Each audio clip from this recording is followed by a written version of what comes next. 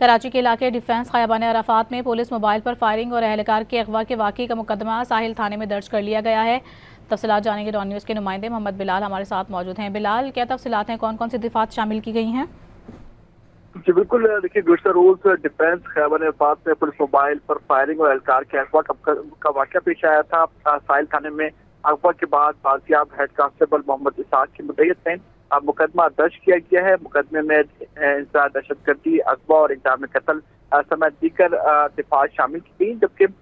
FIR के मसद में मुद्दई की जानिब से बताया गया है कि मशकूक गाड़ी में एक शख्स को पुलिस को देखकर वापस गाड़ी की पिछली सीट पर बैठते देखा गया था, जिस पर पुलिस ने मशकूक गाड़ी की तलाशी के लिए रोका और पीछे बैठे शख्स को गाड़ी से नीचे उतार कर तलाशी देने की कहा, जिस पर गाड़ी में सवार 4 अफराद ने गाड़ी से उतरते ही फायरिंग शुरू कर दी। पुलिस सरकार ने भी जवाबी फायरिंग की, जबकि 2 अफराद ने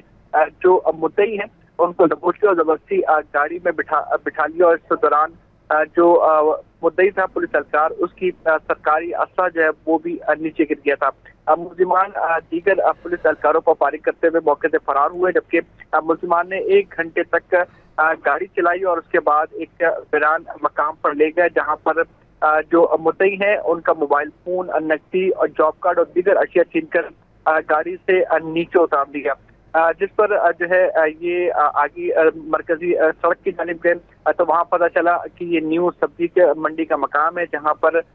ये इन्हें उतारा गया। उसके बाद पुलिस सरकार की जानिब से वहां से एक सर्विस के जरिए एक बाइक पर गए और वापस थाने पहुंचे। इस तमाम सूरत के बाद पुलिस काम का ये कहना है कि वाक़े का मुकदमा दर्ज किया गया है, जबकि मुख्तलिफ मकामात की CCTV फुटेज भी हासिल की गई है और ये कोशिश की जा रही है कि मुलजिमान का रूट मैप भी बनाया जाए और मुलजिमान को जल्द से जल्द गिरफ्तार कर लिया जाए। जी, बहुत शुक्रिया बिलाल आपका।